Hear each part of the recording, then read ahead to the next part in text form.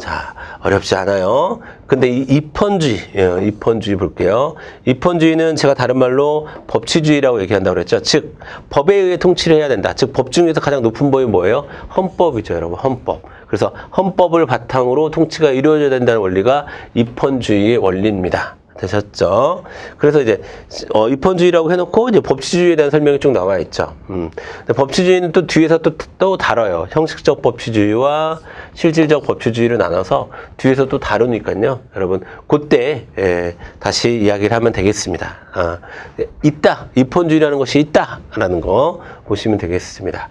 자, 그리고 요거는 제가 미리 좀 말씀을 드릴까요, 여러분? 자, 우리가 법은 제일 높은 게 헌법이에요, 헌법. 그 다음엔 법률. 그 다음은 명령. 그 다음은 조례. 그 다음은 규칙. 이렇게 총 5단계를 취하고 있습니다. 그래서 이건 딱 그 위계의 질서가 확실해요. 그래서 헌법이 가장 높고, 자, 헌법은 왜 누가 만드니까 국민들이 직접 만듭니다. 국민들이 제일 높잖아요. 여러분, 국민주권의 원리에 따라서 국민이 제일 높은 사람이니까 국민이 만드는 헌법이 가장 높은 법이에요. 그 다음에 국민의 대표인 국회의원들이 만드는 자, 법률 누가 만들어요? 의회에서 만듭니다. 혹은 국회에서 만드는 거죠. 자, 국회라고 할게요. 국회. 그 다음에 행정부에서 만드는 대통령이나 총리나 각부 장관들이 만드는 그래서 대통령령, 총리령, 부령 이렇게 세 가지가 있거든요. 그런 명령이 있습니다. 명령. 그 다음에 지방의회에서 만드는 조례. 이건 지방이에요. 지방. 이건 중앙이고 이건 지방이에요. 지방. 이거 두 개는 지방의회에서 만들고 이거는 지자체장이 만들고. 자, 그러니까 헌법 어떻게 외우시면 되냐면요.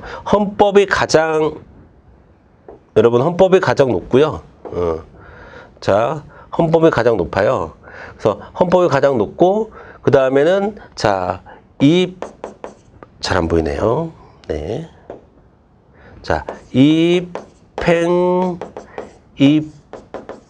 순이에요. 그러니까 중앙, 지방, 입행 이렇게 자 이렇게 돼 있습니다. 그래서 지금 여기서 입헌주의에서 제가 왜 굳이 요 말씀을 지금 드리냐 뭐 하냐면 이 입헌주의에서 얘기하는 이 헌법이 그냥 법을 대표하는 개념이다라는 거예요.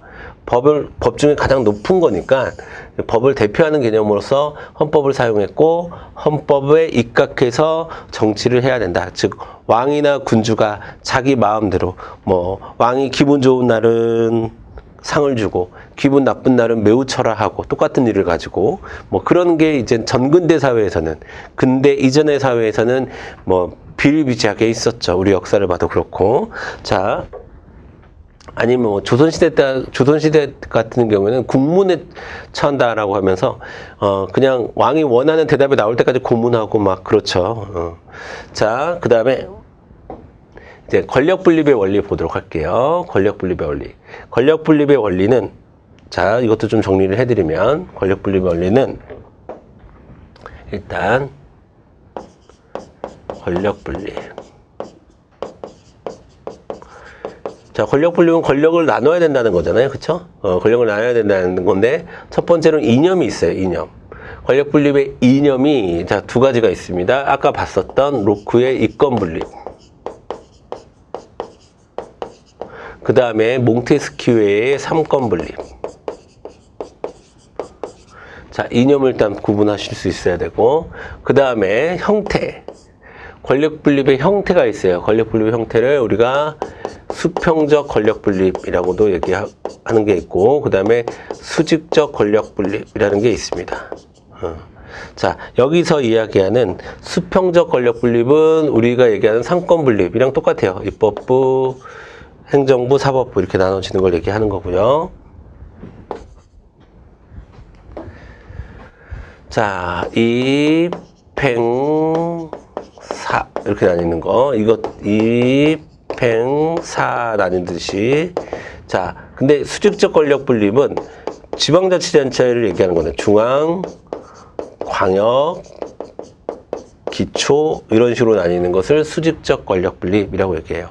그럼 중앙에 입행사 있을 것이고 광역에 입행사 있을 것이고 기초에 입행사 있겠죠. 자, 자세한 내용은 들어가서 보도록 하겠습니다. 자, 권력 분립, 중앙정부 차원의 수평적 권력 분립 이해되시죠? 이제 수평적 권력 분립. 자, 뭘 얘기하는 거고요. 그 다음에 자 밑으로 보도록 하겠습니다. 자, 여러분 요거는 제가 아테네 얘기할 때도 잠깐 말씀드릴 텐데 자, 이거는 시험 문제 나온 바 있습니다. 고대 그리스 아테네에 보면요 민회도 있고 평의회도 있고 뭐 재판소도 있고 그렇거든요. 근데 이게 지금의 이제 입법부, 행정부, 사법부로 나뉘는 거랑 비슷한데 사실은 권력은 여기에만 있었던 거거든요. 그래서 이건 권력 분립이라고 이야기하지 않습니다. 그리고 이런 권력 분립은 민주주의의 이념이잖아요. 민주주의의 이념은 언제부터 등장한 거다? 사회계약설 다음부터 나오는 거예요. 즉 근대에서부터 등장하는 거지 고대에서는 이념 없어요. 아시겠죠? 그래서 권력 분립에 해당하면 안 됩니다. 고대는. 자, 로크의 이권 분립론을 좀 보면 로크의 이권 분립론은 자 입법권과 집행권으로 구분을 합니다. 그래서 이 집행권이 이제 나중에 자 행정권과 사법권으로 이제 분화가 되는 것이죠.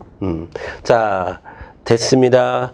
자 그리고 나중에 우리가 또 정부 형태를 공부하게 돼요. 정부 형태를 공부하게 되는데 이 로크의 이권 분립론은 나중에 이제 의원내각제라고 하는 정부 형태 성립의 기초가 되고요. 자, 그 다음에 이제 나온 게 프랑스의 삼권 분립론이라고 하는 건데요. 자, 이거는 이제 몽테스큐에라는 사람이 주장한 내용이고요.